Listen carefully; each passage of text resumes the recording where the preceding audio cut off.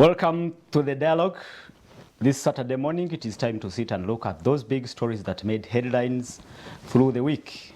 Welcome once again. We're still celebrating 8 years of SALT Media. We say congratulations once again to our audience, the management, and everyone.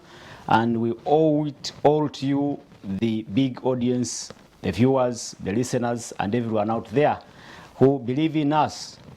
And we are concluding a joyful and celebratory week.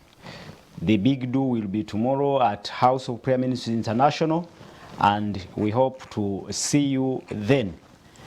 My name is Simapolo. Once again, it is the dialogue. We are concluding a long week. Issues around security. The security question also popped up once again after that gruesome attack on the Busika police station, where 2 policemen were killed on duty. And it was also a somber moment as the bodies of the 11 pupils of Salama School of the Blind were handed over to parents for burial. And there were also gruesome stories around accidents, especially border accidents across the city and across the country. We commiserate with all who lost their loved ones in those incidents. I've been joined by the panel to discuss these and other issues, but we can also look across the borders, the issue of regional security. The other side, in Ethiopia, there was a peace deal, but again, across the western border, in DRC, it is real fighting. We'll dedicate some little time to talk about the deployment of the East African Standby Force after Kenya deployed this week a contingent of troops to DRC to quell the conflict in the eastern part of the country, where the M23 rebels are threatening to capture as much space, as much territory as possible.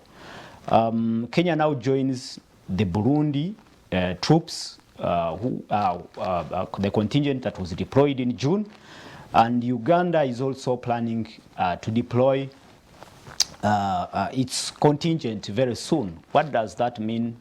Is it the beginning of the end of that conflict in that conflict-prone country or not? Richard Baguma, communication specialist, is in the studios.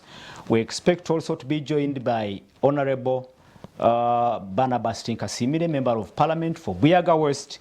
But we have a special guest in the studios, Moses Mulondo. And Mulondo is a senior journalist, former president of Uganda Parliamentary Press Association, and we'll also be looking at a loan request that was passed by Parliament this week, 1.7 trillion Ugandan shillings. As according to the Ministry of Finance, this loan request will be procured through Standard Chartered Bank and other financial institutions to fund certain several development and infrastructure projects. It was passed amid protests from a section of members of Parliament who are questioning, especially on areas of the terms for this loan, 2, the cost of this loan, and 3, the lack of clarity on the specific activities this loan is being procured for. That will also be the main topic for discussion this morning. I welcome Richard Baguma, a resident panelist here, and a communication specialist, an advocate for proper nutrition and good nutrition. Welcome to the show once again. There are signs in the studio that I'm going to be nourished properly this morning. I think the celebrations for the 8th anniversary are kicking off. Ready? I don't know what my colleague Murondo will go about it. He has a piece of cloth on his mouth, but I don't mind taking all of it alone. Good morning, viewers. It's always a pleasure to be here, and like I always say, God is great, God is powerful, but God is also very merciful. Wow. That we are here we have life, and we have. Now, we are celebrating 8 years. Yeah. And for me, that's exciting. Perhaps Apple have told you that 8 years ago, when these stations were starting, there was a drama. My brother, the pastor Ujingo, came and said, we have our other brothers who are hyenas, behaving like hyenas. They are stealing the money, a few 100 million. And the station can't start. We went after them. And by the grace of God, 8 years down the road, we are celebrating. So for me, that's quite exciting. Wow. Welcome back from Addis. Oh, thank you very much. Yeah, thank you. That was my highlight of the time, of course. Okay. Yeah. Moses Munondo. And they are watching. By the way, they told me they would be watching. Really? Oh, yeah, absolutely. Okay. Big shots to the people in Addis and that Horn of Africa. Moses Munondo, speak to our viewers. Thank you very much for this opportunity that you've given me. I would also like to congratulate the management of Salt TV for the 8th anniversary. And I would like to thank you for all that you have done for our country, because you know, these media platforms, we offer a public good. We make a very big contribution as the media industry in building the nation. I also yesterday handed over power as president. We must congratulate you. Thank you very much for handing over power peacefully. Thank you very much. No, And I would also like to... It's a rare just virtue. misguided, you guys in the parliamentary process. You're just misguided. You just hand over power like that. Yeah, we have term limits. I have already served my 2 terms. Murondo, I'm disappointed. No. You just hand over like that. Yes, we have term limits. Professional associations are like that, by the way. Uganda Law Society and many other professional associations. There is a limit to which you can serve. I also want to congratulate you because you're now Secretary General for the association. Thank you. And because we served well, the members have entrusted you again to continue. So he's in another term. Yes. Secretary General. Fortunately, for my office, there is no term limit. Unfortunately for him, he was caught up by you guys have started practicing. Even his office will change. Well, Moses, we are grateful, and you demonstrated a rare virtue of handing over power. Yes, and I thank God for the grace that He has given me, that in the course of serving, now I'm a born-again Christian, I have served with exceptional integrity. The Bible says we are the salt and the light of the world, so I have set a very good example of how leadership should be, and I am sure you know that our members have been proud of our leadership. Wow. Well, let's first look at the week. So Murondo is preparing for which constituency now? Katikam South. Katikam South. Okay. We will come and support you. Briefly, Richard, the week, in brief, how was your week, briefly? I think my week had started off well. Having been away for, for first of all social, but also work things. We have concluded the preparations for the Uganda Alcohol Policy Conference for this year. We have the conference on between the 23rd and the 25th. I'm vice chair for the organizing committee. We have 250 people, some of them are from outside, coming in to talk about alcohol and the impacts, the harm it's causing to our society. People focus on the money that comes in, the little money, and then you have all this harm, which costs us millions and millions. And then when the week was, moving, concluding, a certain gentleman who had an extremely intriguing story for me. I interacted with him briefly at the time, a couple of years ago, and he had an extremely interesting and exciting story. And so I also, like his son, started calling him Afandi. And that gentleman is Ahmed Kashirij, the one who passed away the other day. RO number 40 of the NRA. So for me, that was sad. He was. I mean, these years, these ages, people are still around, should be still around, but also the talk about dying in circumstances that were unfortunate. So that was the downside for me of my week. Because of that, like personal interaction, I had had long ago, and the impression he had on me. His contribution to the NRA and previously, the armies previously. But otherwise, so the week was for me balanced up and then down. Okay. And I wish you briefly talk about that security issue after a police station was attacked. And what probably that would mean to the national security as the debate around security pops up. Actually, even in Parliament, the members of Parliament were concerned at that level of bravery for people now to attack a police station and what probably that means going forward. No, you know, I think I would risk sounding cynical. First, before the police attack, and there are many police attacks that have happened. We have had the police attacks happening again and again at the police station on the way. This has become a common feature. So one other attack, maybe dramatic, I don't know if it has a bigger impact anyway compared to the others. So at the risk of sounding cynical, I think the intermittent but consistent police attacks in the same manner, same pattern in all over the regions, I'm not sure that one other does so much more.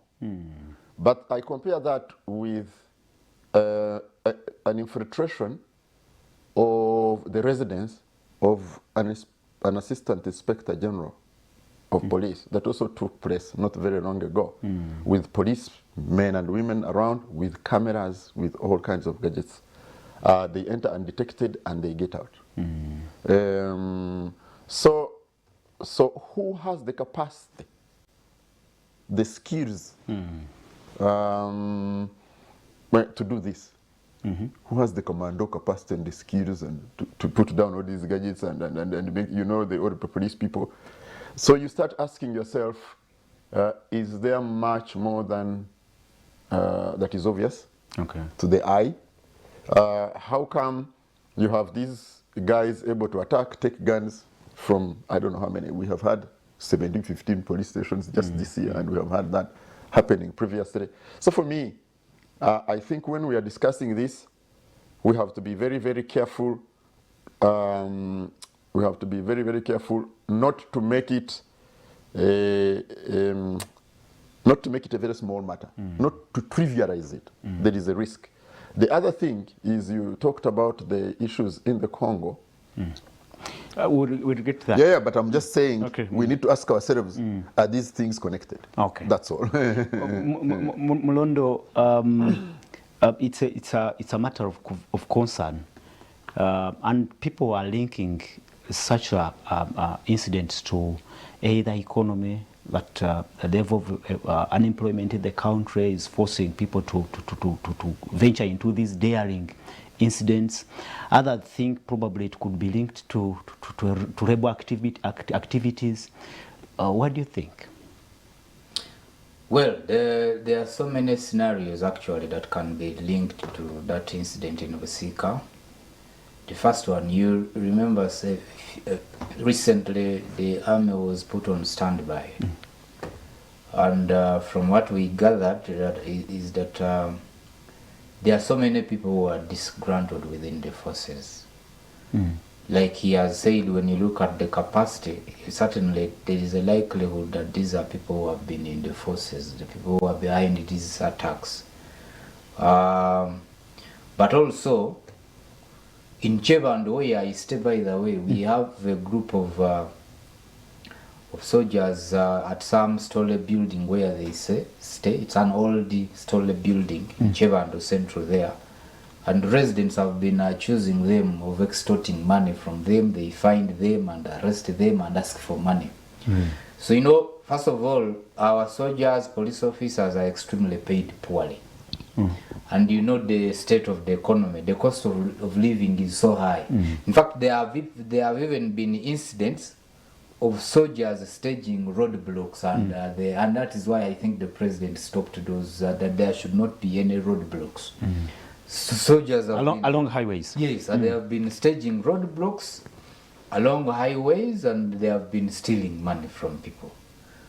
So I think that is a very serious problem that the head of state needs to look into. Soldiers are extremely paid poorly. They cannot make ends meet. There have been so many reports about police being one of the leading institutions in corruption. It is partly because the police officers are extremely paid poorly. And so they always want to use their offices to make ends meet.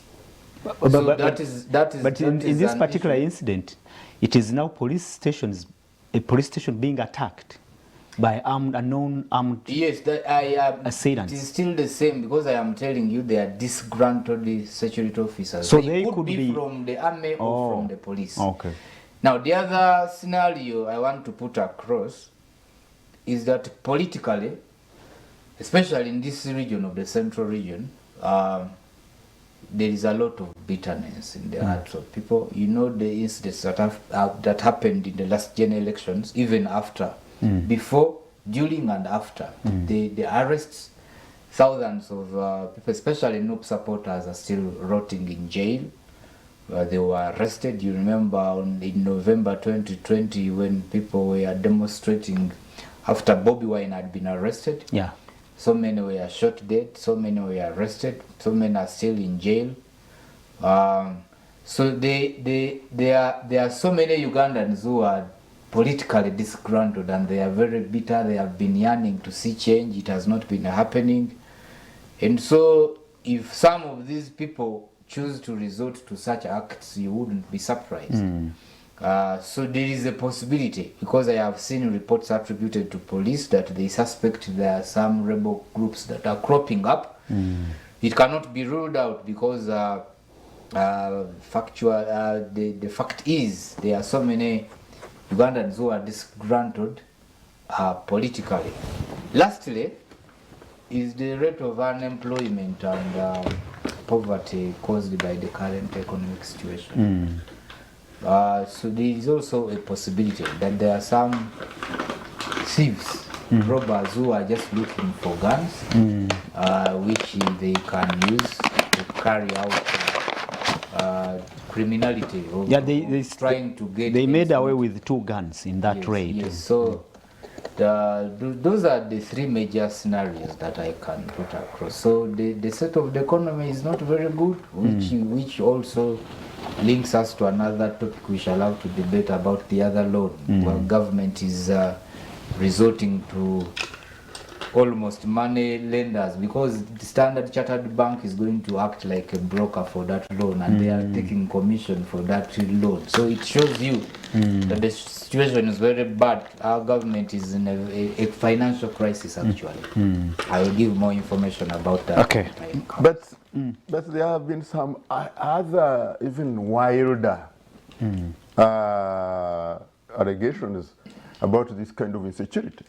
In this town, we have had some people on social media, in talk shows, say this could also be internally engineered to achieve certain financial and political objectives. You want to have... That's actually the fourth scenario.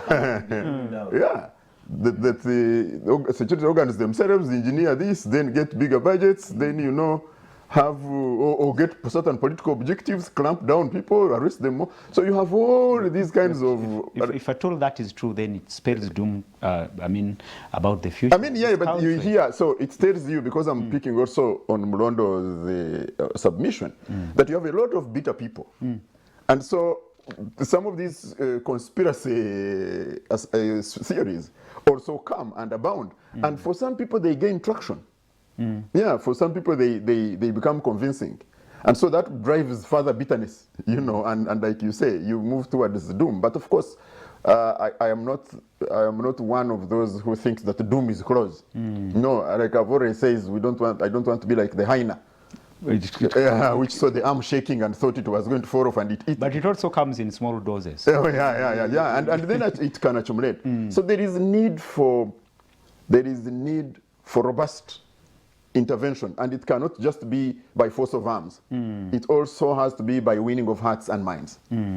You're talking about some sort of dialogue, some sort of reconciliation, national reconciliation, which has been talked about for very long, but has not been actualized and put in place. Yeah, but like I've told you, it's the same like we were just before the show, we were talking about Ethiopia.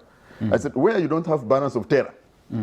Because you see, all people really use terror, the forceful means, the coercive means to capture and retain power. There have to be threats to you when you want to take power, and so people agree on mechanisms to take it, or they keep doing it forcefully. They try to do it forcefully. Now, when one group still feels they have superior terror and coercion, they will not talk. There will be no more. It will not be that you are discussing on the same table. It will be co-option. It will be, you know, defeat. It will be until there is that balance of terror, and both groups feel there is too much pain. There is even risk of loss of what I already have. Then people can start talking. I disagree with you, my brother. First of all, that balance of terror cannot. I don't think it can happen in Uganda in the current circumstances, because that would necessitate us having a scenario like what is happening in South Sudan, where you have political leaders who have armed groups, rebel groups. They threaten the existence of government and they force them to a talking table. In Uganda, I don't think that can happen. But I was greatly disappointed after the 2016 elections. President Yoweri Museveni sent emissaries to Dr. Kizza Besigye for talks, and there were so many negotiations that were involved. And I was shocked that Dr. Kizza Besigye actually came to the media and said we have pushed Museveni to the wall and is now desperate to have talks with us. So, you know, for me, I have been saying that the two biggest problems that we have as a country is the extremism of those who are in the opposition and the impunity of those who are in power. Of course, there have been opportunities provided for dialogue, but you see, the opposition also has been at the extreme end. I am sure even for the current face of the opposition, Robert Kyagulanyi, you remember Dr. Abed Bwanika tabled a proposal and said, you people, we have many of our supporters, thousands in jail. They are rotting in jail. Can we engage government in talks so that they can be released? What kind and of his engagement? proposal was rejected by the Noble Radical. What level of engagement are you talking about? Is it the actually Mao way, No, the I'm Norbert actually Mao shocked. way, or there is another way you can propose? Apple, I'm actually shocked. I now either because you want to But go. I had not yet concluded. Because you want to go stand on, I don't know which ticket. had not yet No, I am going to have you conclude because for me, Can I first conclude? no, for me, you've already shocked me. And let me just make this intervention and you continue. I am absolutely shocked. So either you are motivated by your political stand, or for anyone, anybody, to believe that my president, my senior OB, my president Yoweri Museveni, will negotiate with you to share power unless he's pushed on the wall, is fallacious. He cannot negotiate Is fallacious. unless Is a joke. there is pressure. He only negotiates, all the people he has negotiated with, starting with Rutwa, The has Nairobi been to talks. defeat them and co-opt them and take them over. Okay. So this thing that he's going, nothing. Okay, let him tell us For me, the level of engagement. certainly, Nothing. I don't entirely disagree with you. But for me, my point is that we should always give someone a benefit of doubt. Because for me, I am sure something good can come out And Mao of has such done so. negotiations. Mao Yes. has done exactly that. No, Mao's case is different. How? Because Mao, How? Mao has, for some of us who know what has been happening in the opposition, Mao has been working with the NRM government for long, and that is why even the opposition leaders never trusted him. Okay. So his crossing was just a formality, because for so long there are a number of DP leaders, including the Vice President Mbide, who were known to be working with the NRM. So that's another debate, we can have another day. But for serious talks between the opposition and government, I believe, because it is the only way. It is the only way. And religious, you remember when we had just come, when we had just been elected as leaders of Uganda Parliamentary Press Association, religious leaders had started efforts of reconciling different stakeholders for a national dialogue. And we also went and presented our proposals. We, as a country, of course, we certainly have to give dialogue an option. Okay. We do not have any other way, because the other way is too costly. We cannot, as a country, we've had so many. Let's wind up. Let's wind up on this topic. It would not be a good idea that we go back to the same ways of fighting each other. Okay. Winding up on this particular issue. Some think that possibly this is all we are talking about are just symptoms. The issue is transition. The issue around transition and of power at the presidential level. Do you agree? Do you disagree? Transition, of course, has so many angles to it, and it is, of course, long overdue in our country. In fact, as a country, we have never had the peaceful handover of power like I did yesterday to my successor, Sam. You have no power. We have never had it. So you handed over office, not power. They are two different things. That is, every office has some degree of power. Residual, okay. You say I handed over residual power.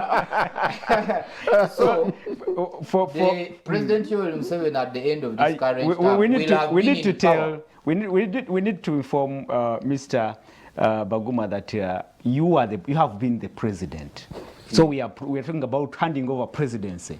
Exactly. I talked about office, not power. I think we are power. At the end of this current term, oh God. President Yoweri Museveni will have been in power for 40 years. Yeah. Certainly 40 years is a very long period of time. And unfortunately, yesterday I was discussing with someone, with his son, General Muhoozi Kainerugaba, expressing willingness with all the vigor to stand in 2016 and all the activities he has been carrying 2026. out. It has also somehow bulldozed all the other people who had presidential ambitions within the NRM establishment. Right now, actually, if anyone ever had presidential ambitions to succeed himself within NRM, they now even fear to say it. Yeah. So, and that is very unfortunate for our country. But certainly, change is natural. Whether you like it or not, change will happen. This is a Christian television. I work in the company of people who are prophetic, who pray for this country, and their visions they have been seeing about this country, that change is about to happen in this country. But I don't want to go into the details of that because it is prophetic. But certainly, there will be change in this country, and it is long overdue. But of course, the current leader we have, President Yoweri Museveni, there is no sign that he's willing to hand over power to any other person, because even Norbert Mao came telling us we've agreed with the president that we are going to work on a transition, and the president denounced what Mao what Mao had claimed. So Mao just has to accept to eat his humble pie. Many people had said you have just joined NRM to join the eating table. There is nothing you are promising us hot air. So President Yoweri Museveni, the way I see him, the way I have observed him, he does not have any plan of handing over power. But do you agree? But do you agree that indeed it's a factor? It's a big factor in what we are discussing. Security and all this, what is happening. Transfer of power is a big factor. It could be a motivation among all those factors that are pushing us to this level? Of course, of course. Even the financial crisis that government is involved in, it can also be linked to that. Because if you go into the details of it, the bulk of our money in the national budget going into classified expenditure, state house and what have you, we are spending so much money now because the preoccupation of this government is now its political survival. So you cannot, at a time when we don't have a civil war, you cannot have a budget of 2 trillion classified for defense. Really, we don't have any civil war. And it is one of the reasons why actually we are experiencing the current financial crisis. We'll get there. And Richard, our economy is the current state. Is the overstaying power and crave for a peaceful transfer of power a factor in what we are seeing now? This bravery to the level of individuals attacking security installations and all that. My late father, George Mafundi Tinkasimire, buried in Nkokonjero, Mbarara City North, Mbarara State. May his soul rest in peace. Had a political situation when they were in junior secondary. That's what he told me. In Mbarara High School, because that was junior secondary. And later, 79 and 85, as those small structures, Mayumba Kumi, coordinator for NRM activities, in an attempt to defeat Mbarara Barracks, that time from the hands of the UNLA. So they had a political situation. The other person who told me about a political situation, now in Intari, again with then a younger Yoweri Museveni, now President General Yoweri Museveni, is Stephen Akabwai. That situation, my father told me, one of the people who are involved is the father of the former MP of Mbarara City, Michael, to see Megutwamingi. His father, Mr. Gutwamingi, still alive but very vegetative now. But Mr. Akabwai is still here. He's still when he was at the Electoral Commission. And because I was mobilizer for the entire Old Boys Association, then publicity secretary, so I met these. The behavior of President Yoweri Museveni then, junior secondary, is not different from now.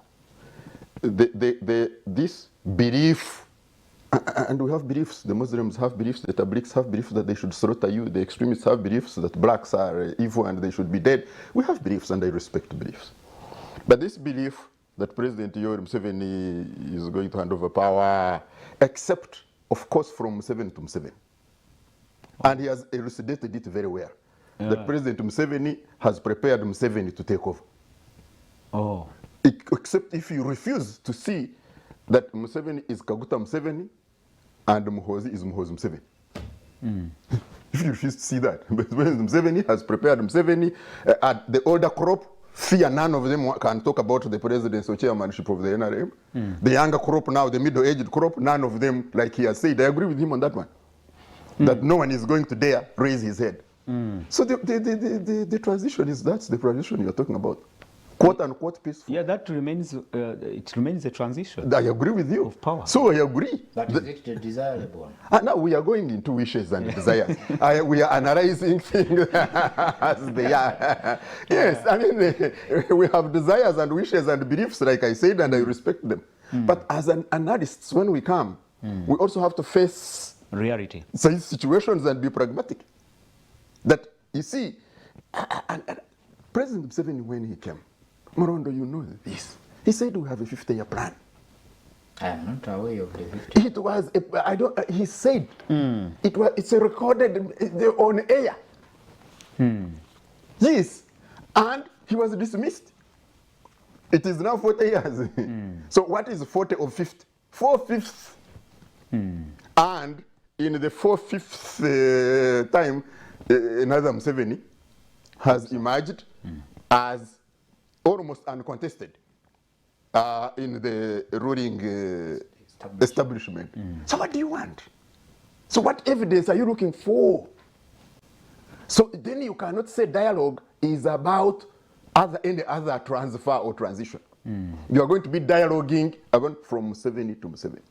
And somebody should be writing a textbook now.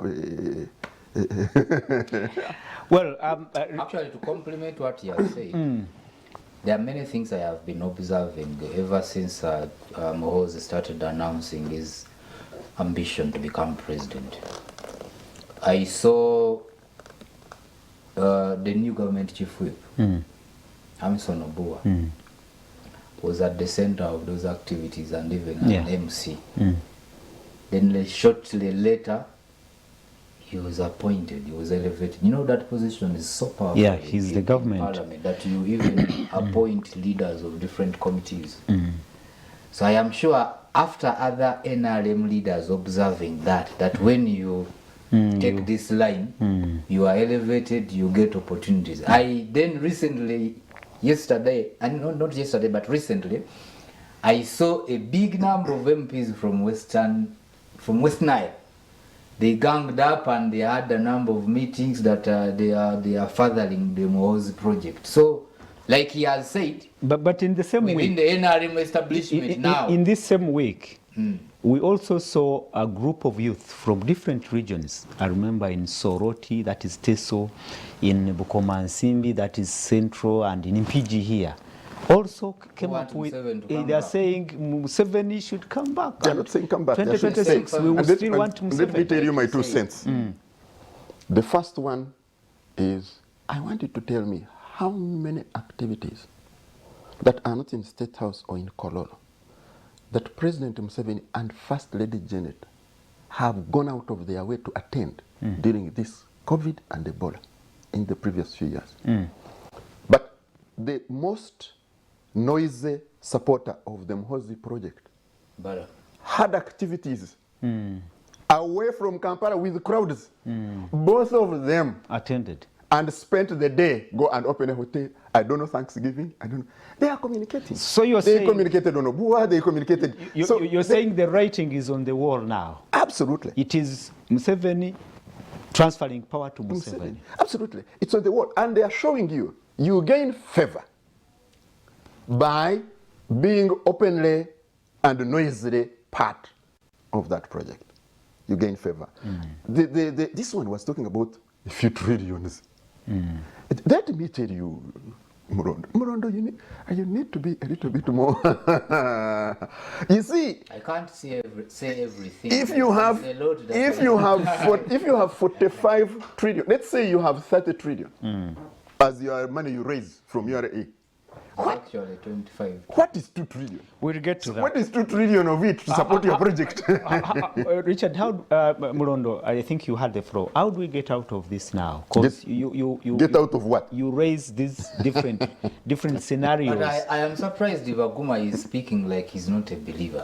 Aren't you a believer? Because, leadership comes from God. As human beings, we can have our plans, and God has his plans. You see, I can give you an example, and it is very unfortunate, by the way. You see, like the death of the former Speaker of Parliament, Jacob. He had a very good plan for that institution. Members had entrusted him to become their leader, and shortly afterwards, God takes him. So we are here on a Christian television, my brother Baguma. I want to assure you that this is a God-fearing country. There are so many people who pray for this country. And for me, I can tell you now, let me speak like a Christian, like a believer, that God will intervene in the affairs of this country. Now, he leaves it to God and... No, but you see, I also want to tell him But not only to that God. there have been one of the places where you have the most largest, most visible and a conglomeration of praying and prayer warriors and leaders is State House. In Congo, they had plans. The son became president. Oh, God actually blessed the plans. In Kenya, they had plans. The son became president. God actually blessed the plans. Why do we think that God will not bless the plans of the Museveni? I had not we have to go for a break. Why? Why do we want? You see, away from the religious perspective, there are so many things that are happening in our country. The current financial crisis government is in. Isn't it what we are going to discuss? The international, okay. It is what we are When going to come back discuss from the later. break. We go for a break. This is The Dialogue. My name is Simapolo. Moses Mulondo is a senior journalist, former president of Uganda Parliamentary Press Association, a group of reporters who cover Parliament on daily basis, and they are credited to do that. And we have a senior communicator, an advocate for proper nutrition. He must be practicing what he preaches right now. He looks to be doing the right nutrition. First of all, The cup. it is by the grace of God that we are how we are. Two, it is because God blesses our plans. Yeah, The okay. meal plans, the planning and the focus, the denying ourselves sometimes. Fasting is part of good management of Diet. nutrition. But three, I must congratulate you Okay. that as part of our celebration of the 8th anniversary, you have finally given us the long promised coffee. So, He's enjoying the coffee. I am. But we'll be going for a break. On return, we have all other issues to talk about. I will dedicate few minutes to that Congo issue, because actually thousands were displaced in this only 1 week. In that conflict, and they are coming to Uganda, and that means we are talking about the budget, but they also put pressure on our national budget, and it's a really matter of concern. And we'll be attempting the question: is it now the beginning of the end of that war in that conflict-prone Eastern DRC, as we see the East African, as we see the East African standby force venturing in Congo or not? We'll be doing that when we return from this short break.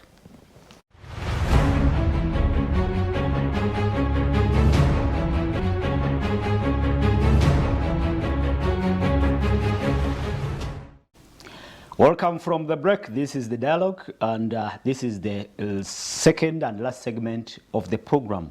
I have in the studios Moses Mulondo, and Moses is a senior journalist, but he is also the former president for Uganda Parliamentary Press Association.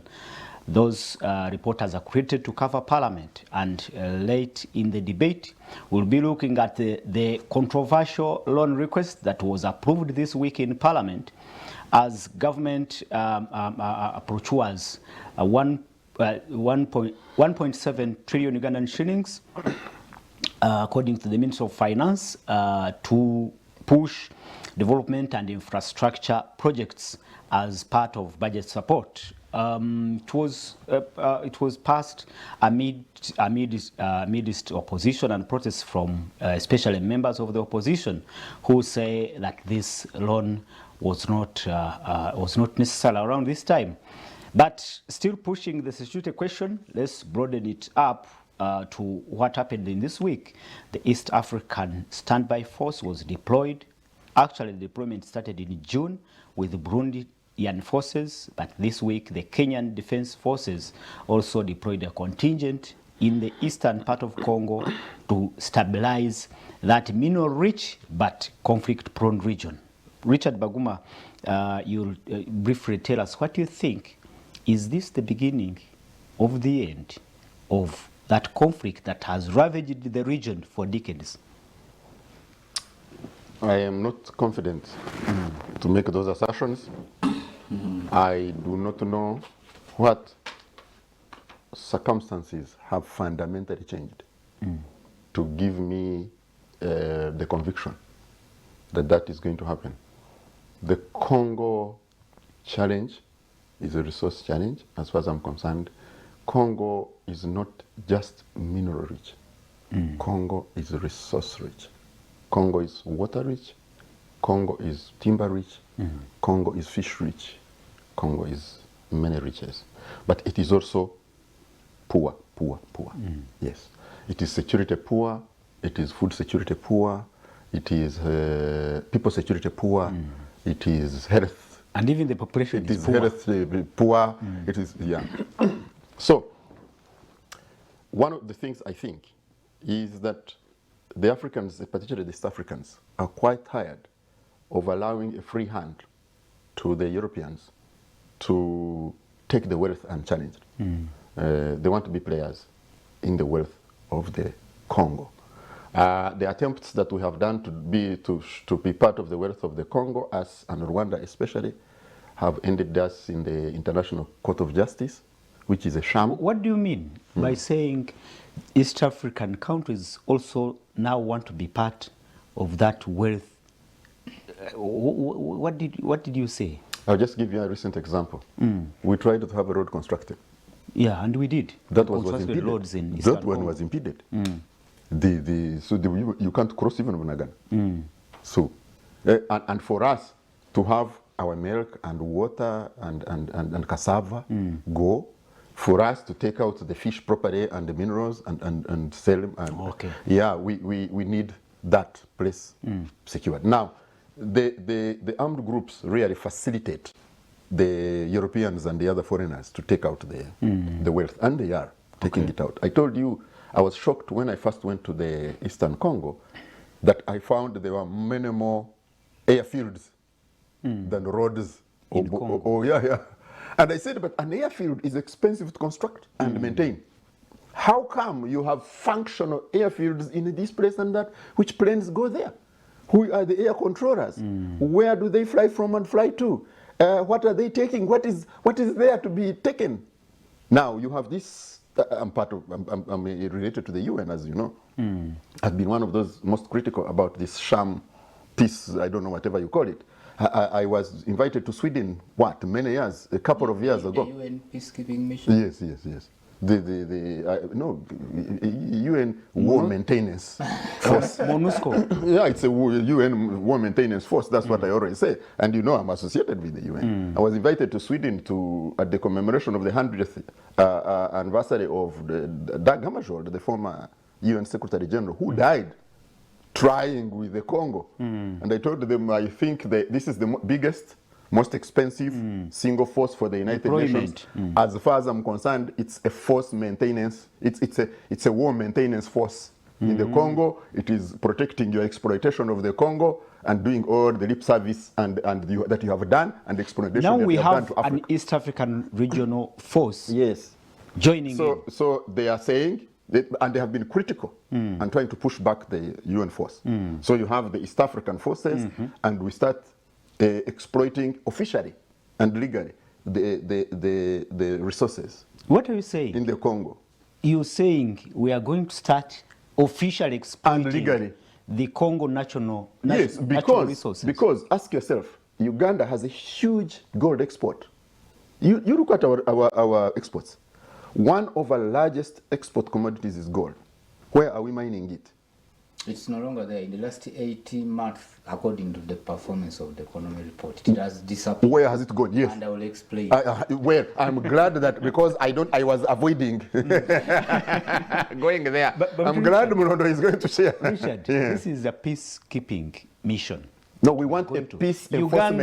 I have already said Apollo. Uganda is deploying soon. There is no peace to keep. South Sudan will deploy later, and I listened. So South Sudan is going to deploy. I listened to a televised debate, address by Tshisekedi Felix. yes. He said Rwanda is coming in, actually is pushing its expansional interests and wants to come and exploit our natural resources. We don't want Rwanda in this mission. So they want Uganda and Kenya Uganda, Kenya, to be the ones to Tanzania, and, No, and even South Sudan. Uganda, the legislators of DR Congo have already accused us that we are also supporting M23. But we are preparing to deploy. Yeah, so for me, South Sudan is going to deploy to also help peace in Congo. But isn't that a joke?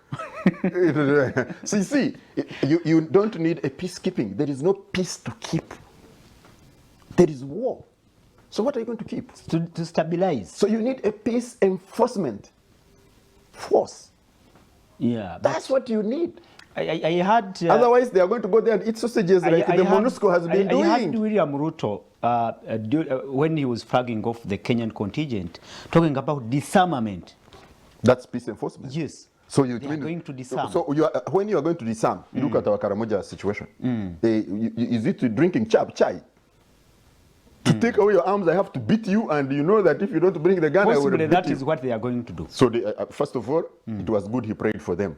It is very critical that we pray. You see, there are two things that must happen.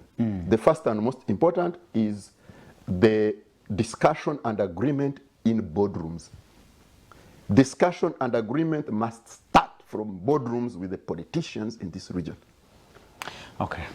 Moses, what do you think? And viewers, it is time now that you can use our platforms, send in your messages and comments on 0701 609906, 0701 609906. Just send short messages. Don't call that line. It is only for short messages. And Biamukama from Mama FM says he's enjoying the show. Thank you so much for watching. We'll be reading your messages later. Moses, what do you think about this The disappearance of gold. These efforts to stabilize the Congo?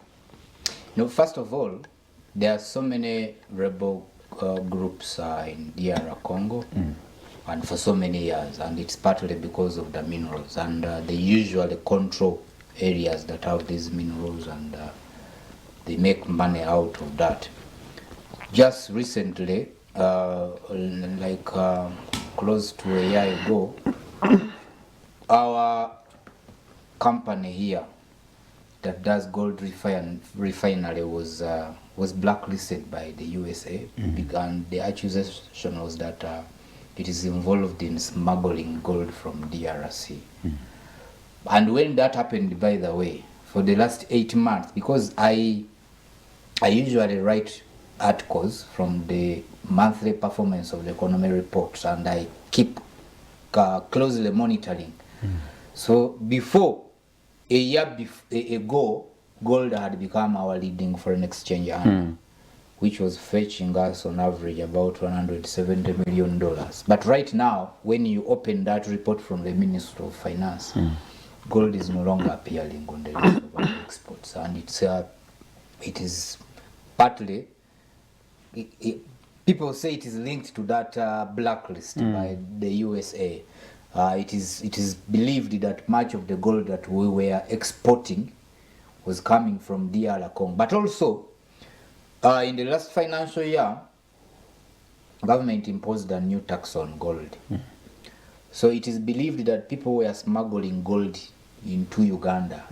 Because of that tax, the business became unprofitable, and they decided to smuggle their gold through other countries like Rwanda and others, and that is why we are no longer getting that gold coming through Uganda. M23, we all know, when you look at the history of M23, they have had so many actually meetings here in Uganda, and there have been so many reports of DR Congo authorities linking M23, not only to Rwanda, but also to Uganda.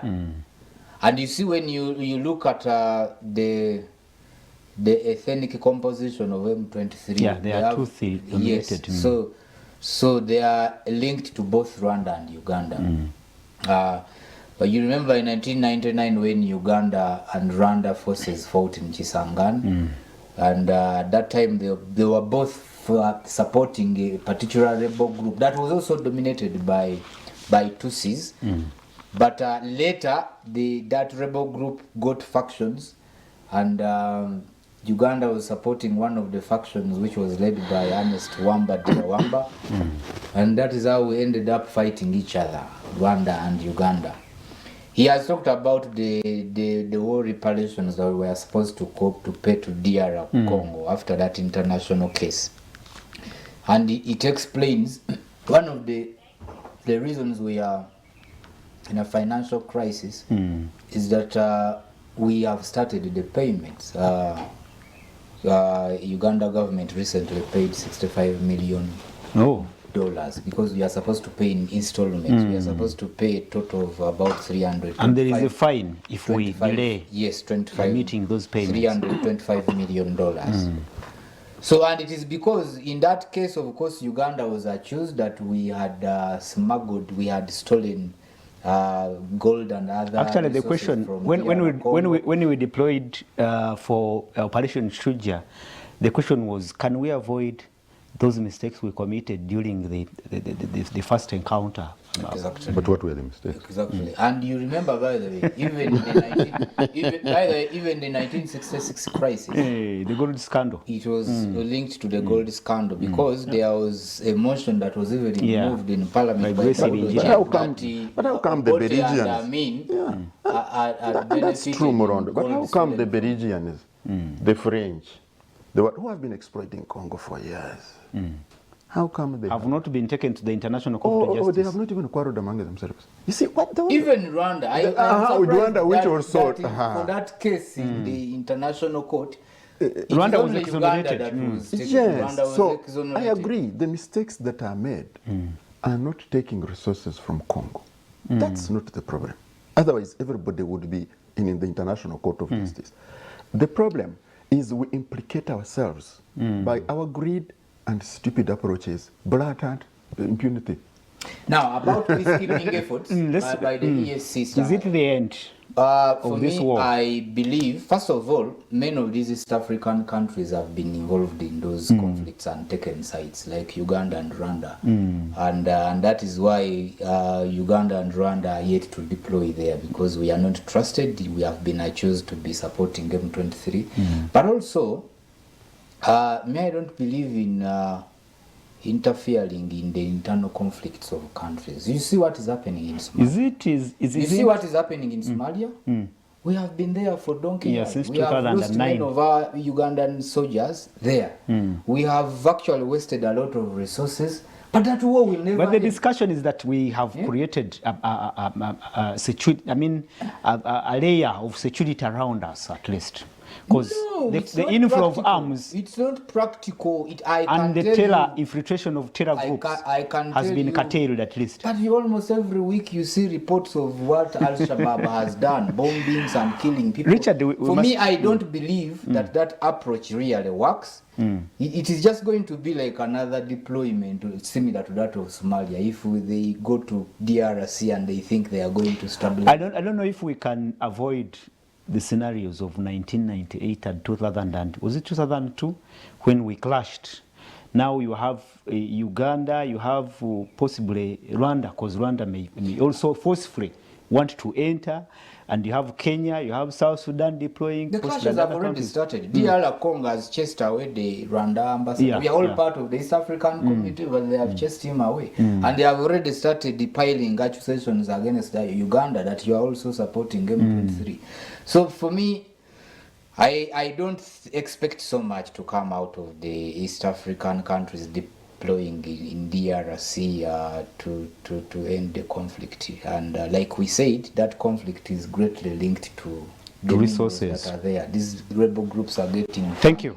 from powerful countries. final that comment, are Richard. exploiting. One is if you have a house that has threats of thieves, and you say, I'm not going to build a wall or put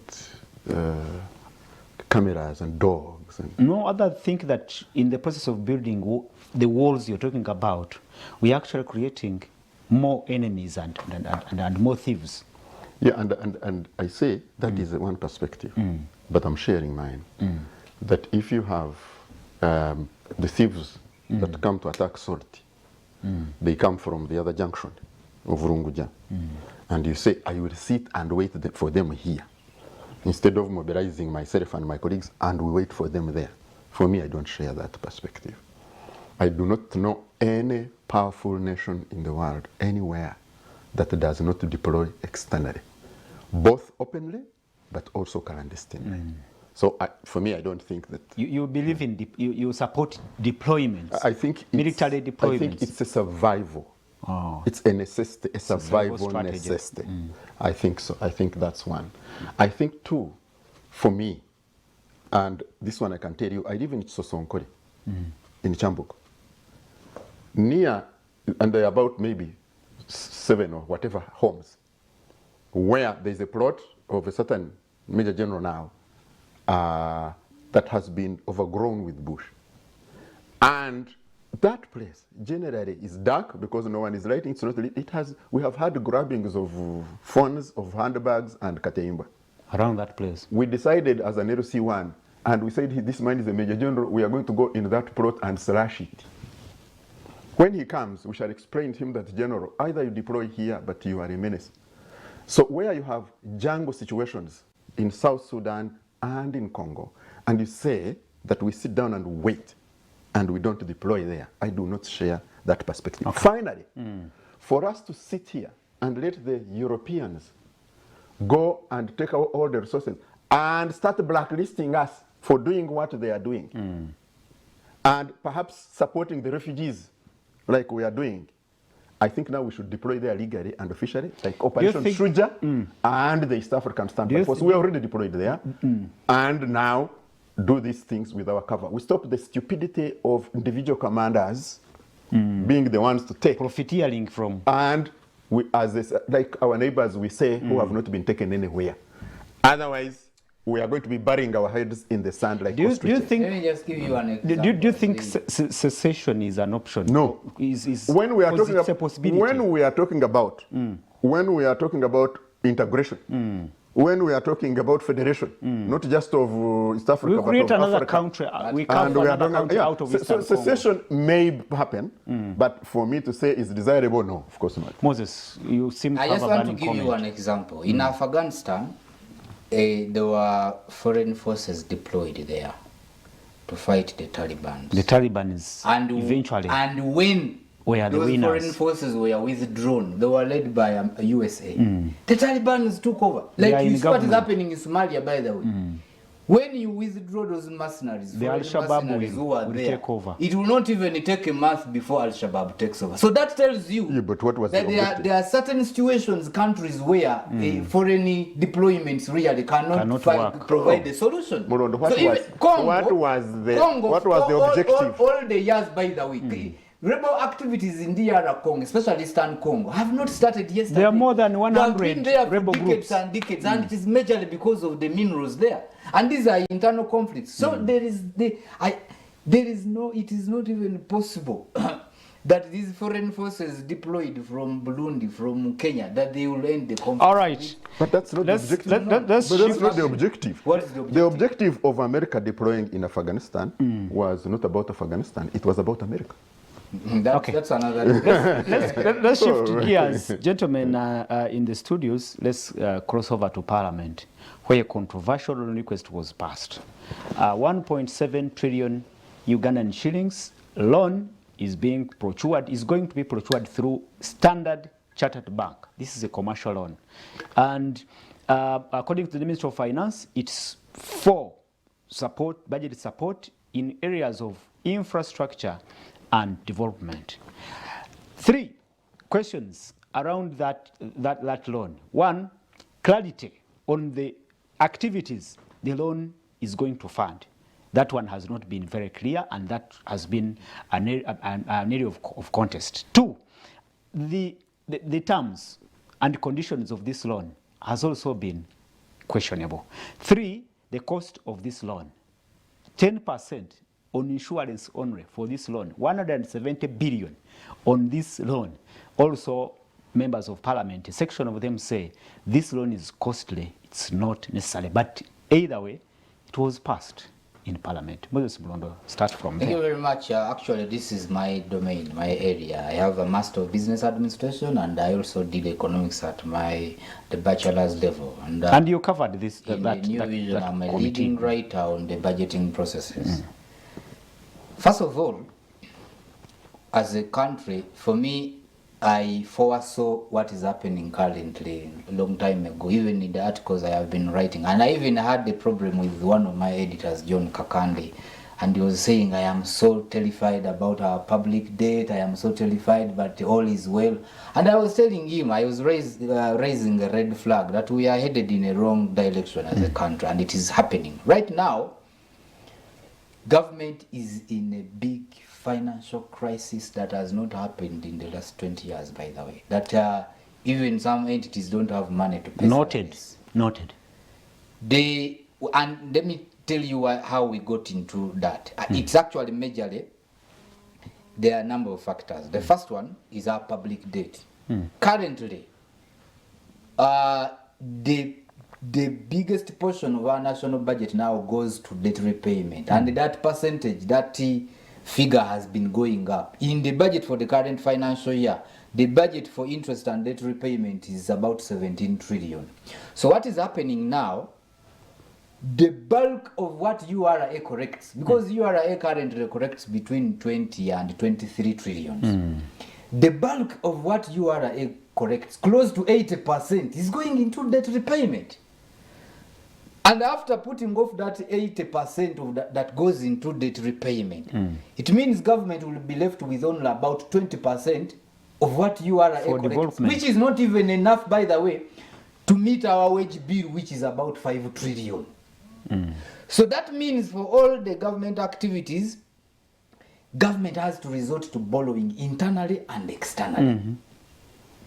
But also, you know what happened in the last gen elections and what NUP has been doing internationally. They have been mobilizing international development partners to cut on the funding.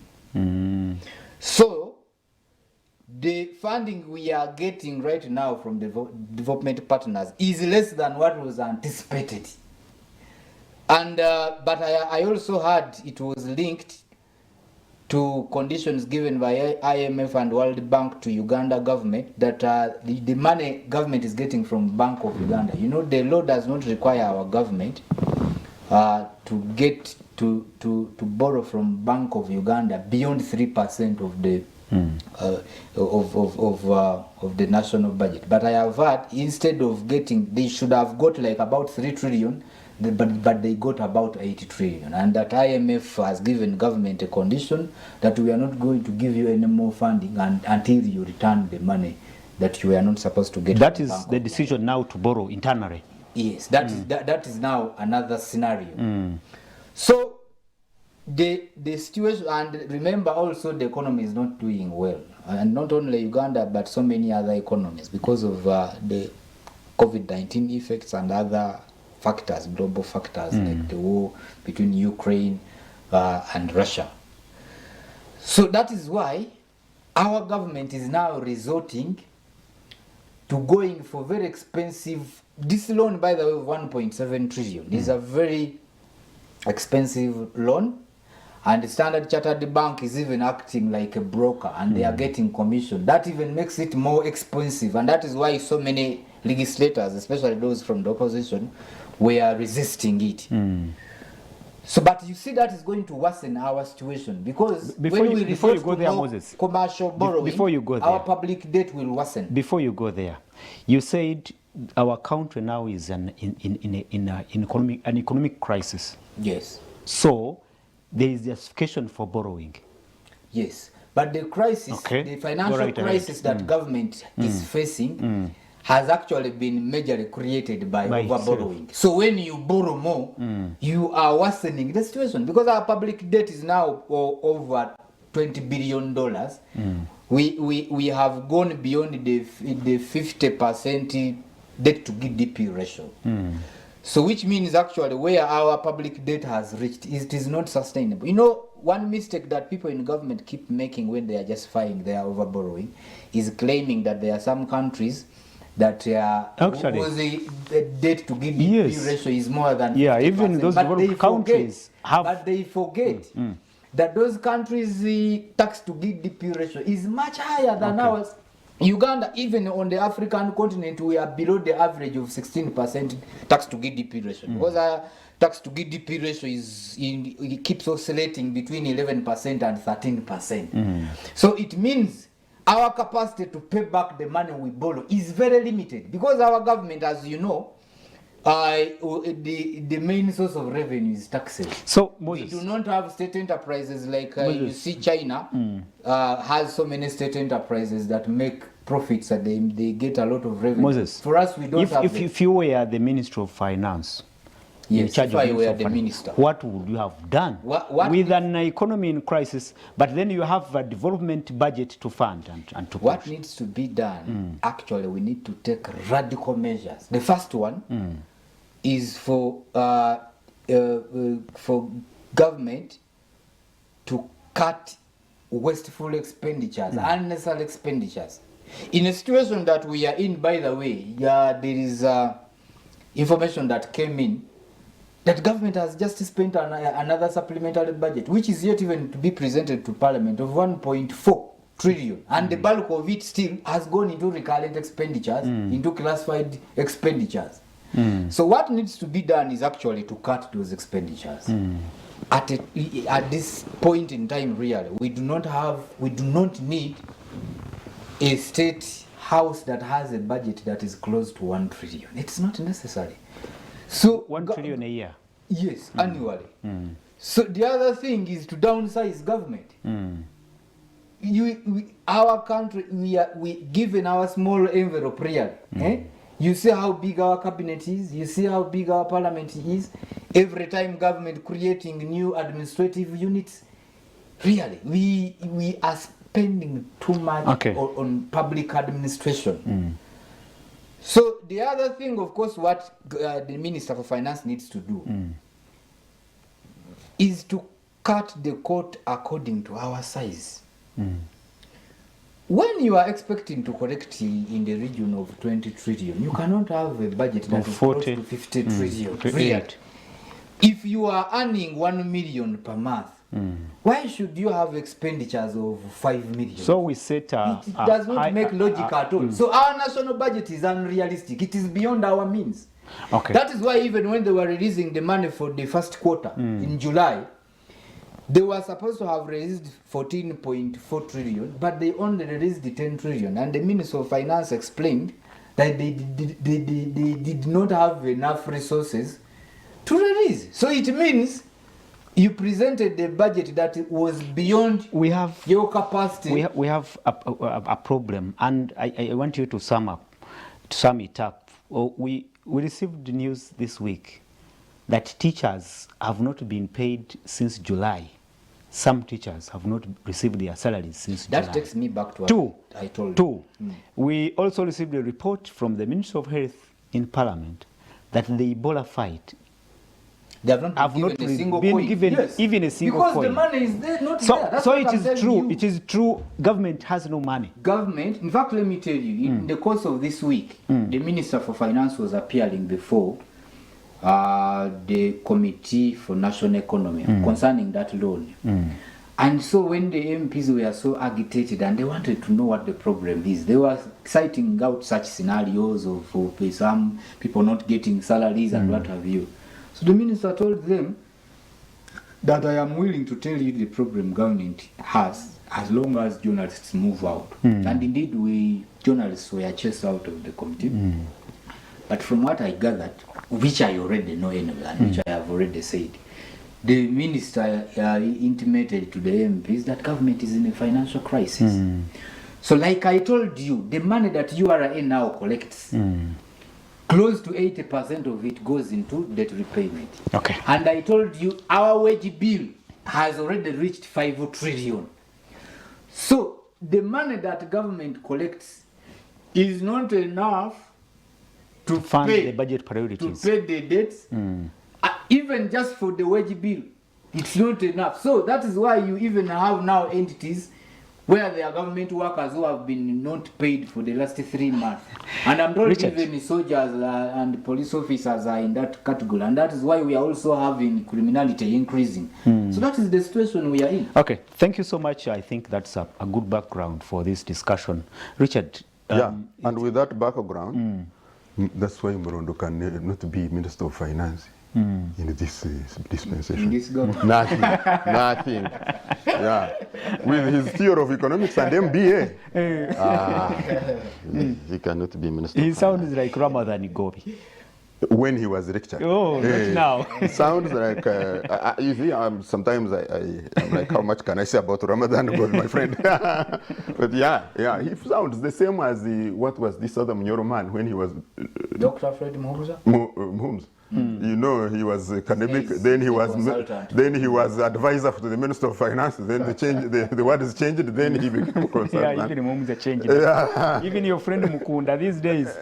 Because Anyway. he has a partnership with the Minister of Finance. Yeah, he speaks different. And that's what I keep saying, pragmatism and reality. You see, that's the pain of reality. Reality is painful. But what is reality now? What is real? What Let is me tell happening? you, the first reality in my mind is that the IMF and the World Bank have historically been among the biggest drivers of where we are. So for the IMF to start giving us any lessons, when they are the largest and historically have been driving this agenda of economic domination, of deprivation, how can IMF and World Bank? So what do? They saddle us with debt. But do they force us to take any money from them, really? You are Yeah, not we are Do now. they force us? Don't we have a government? I where actually- people have gone I to actually school thought- and don't we have a I policy actually of thought, can- I was very convinced that with your economics and your MBA, you understand that the financial system of the world is forcefully done. we Colonialism, shall debate that. slave trade, neo-colonialism, it is by force. It might not be by guns. are you- but are you saying- you are dominated? Are you saying you are this- dominated Wait a and minute. exploited by Wait a force? minute. Richard, are you saying Now, the, let me finish. the economic crisis we are in has been imposed on us? Partly. That is not true. I'm Can I saying give you an partly. example? And I'm saying Can the I give you second. an And I'm example? saying the second. Wait a thing. minute. Let Yes, me just I'm fight. giving you. That's why I kept quiet. I didn't interrupt Morongo. Go right ahead. Tell us. So the first is, please, IMF, World Bank, and its colonial, neo-colonial, and exploitative and dominating system is one of the reasons why we are here. The second one is the corrupt comprador elite, me and Murondo and the others of our. So a combination of these two puts us where we are. Can I respond to No, The third wait a one. minute. Wait a minute. The third one, okay, if you're itching to respond, okay, let me first shut up. First of all, by the way, if you go into the details of our debt repayment, by the way, you would actually see that IMF and World Bank are actually our best allies, because actually for them they give us concession loans. Concession loans, yeah. The bulk of the money we are paying and the big burden that we have is with China, who are giving us commercial loans.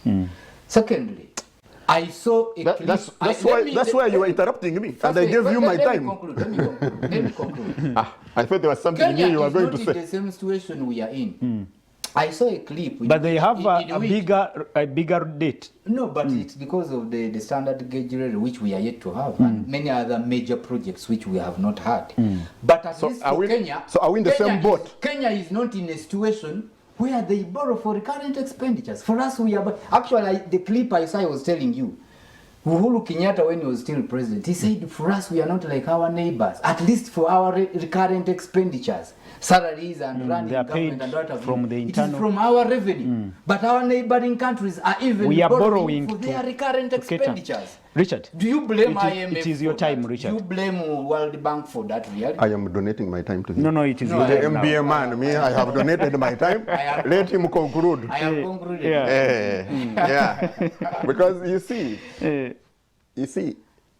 the West, if you think the West and China are different, They are competitive. in as far as Africa is concerned, then for me, I will remain as a student of mass communication, not business and economics. If in your mind you see China and the America and IMF as different, they are competing to exploit our resources. But they use different By strategies. the way, Morondo, in your economics and MBA, did you come across the information that actually Standard Chartered Bank was the first central bank of our territories? What do you mean to say about it? Because we were a territory, a business province of UK.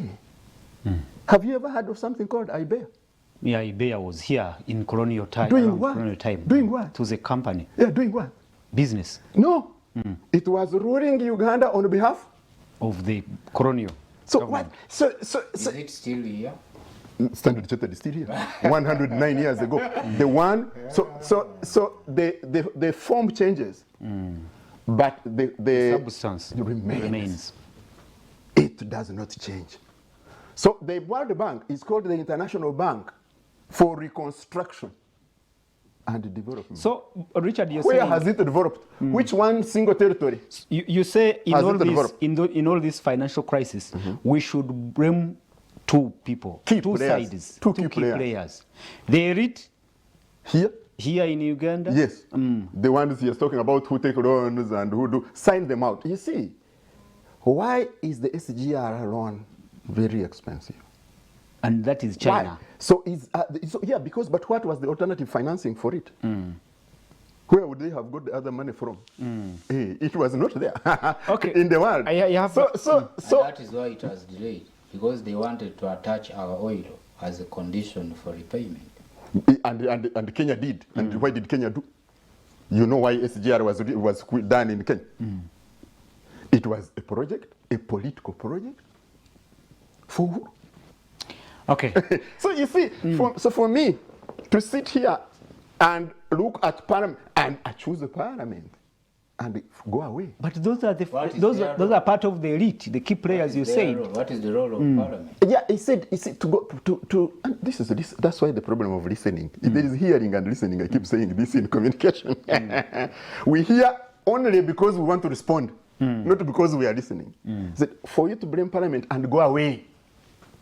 So please blame Parliament and add the others and explain to your public that this problem has not started now. That this problem, you see, the problem of Balkanization. Just think about the leaders of this continent who wanted to go away from Balkanization. When we were getting independence, they were all assassinated. Yeah. Why? Yeah. So The why do we think that is different?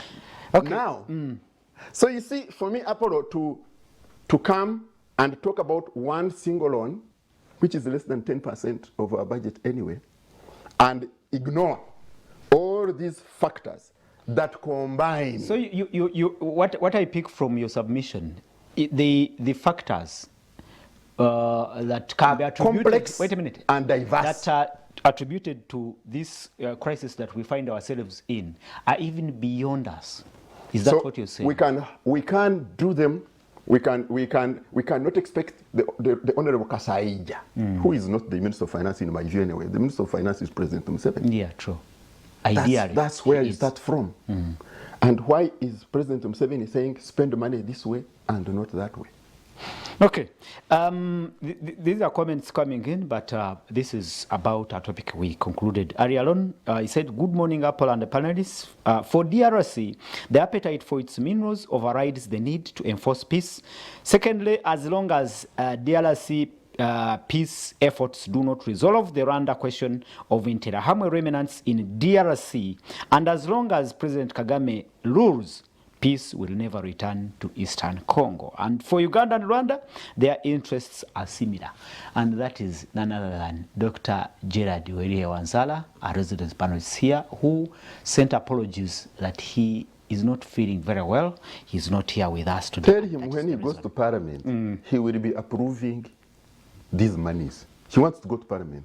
Oh, He will be approving these monies. pushing to represent Namisi. He is going to be passing these Accounting monies. and Because when he gets constituency in there, Namisi. he will be in the real situation, not in this PhD talk on TV.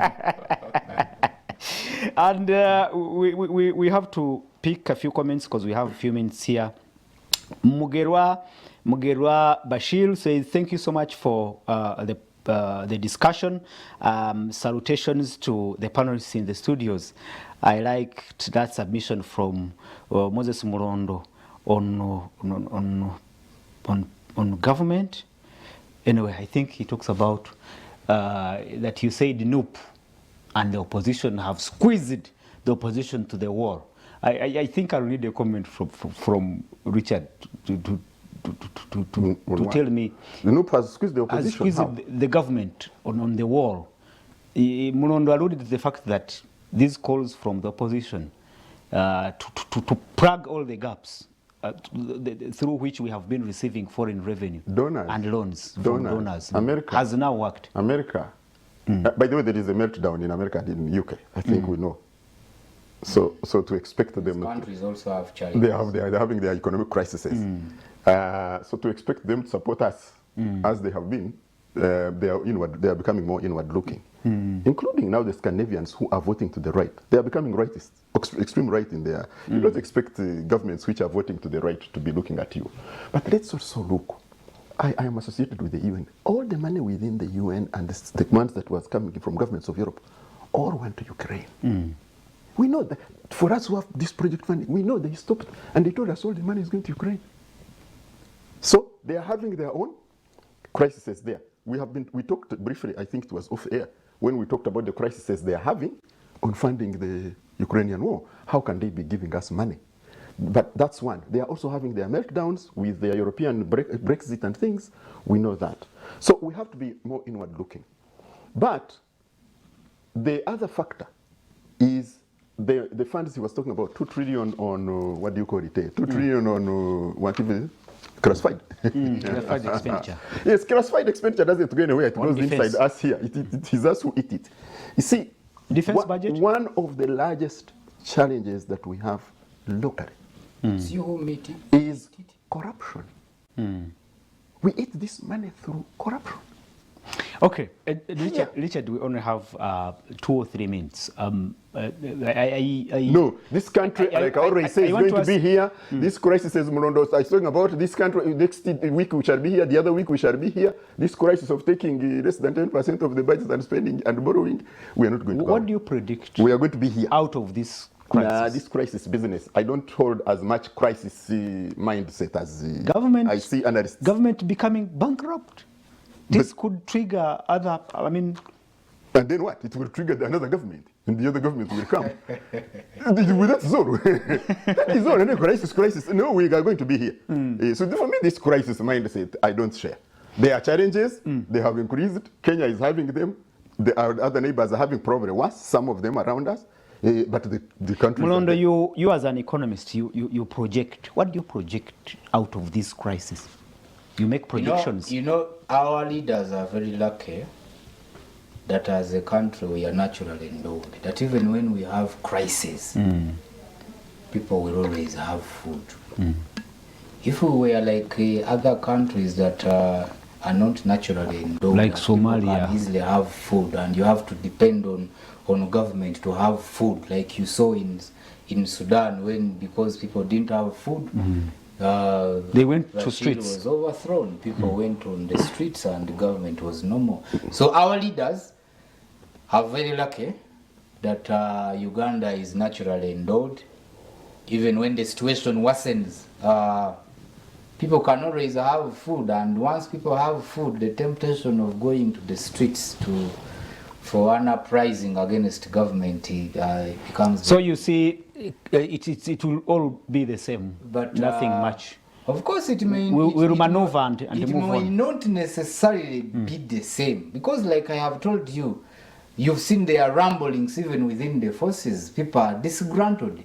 So if the situation worsens, you never know what could happen. You're parting short. We are getting out of this place. I think what needs to be done right now in the situation we are in as a country is that first of all, government has to undertake some radical reforms.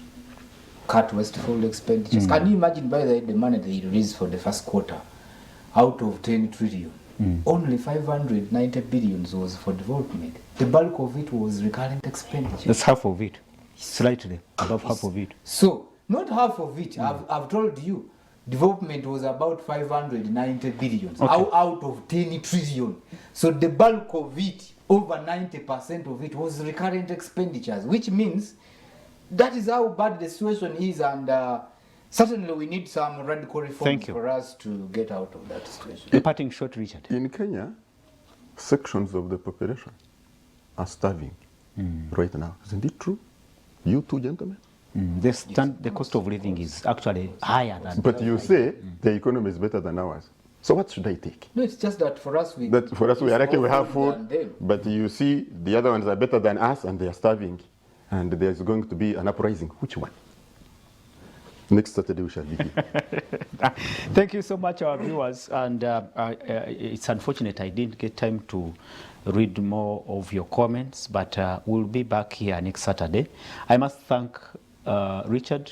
Thank you so much for being here and and Apollo, you are a religious or a Christian station.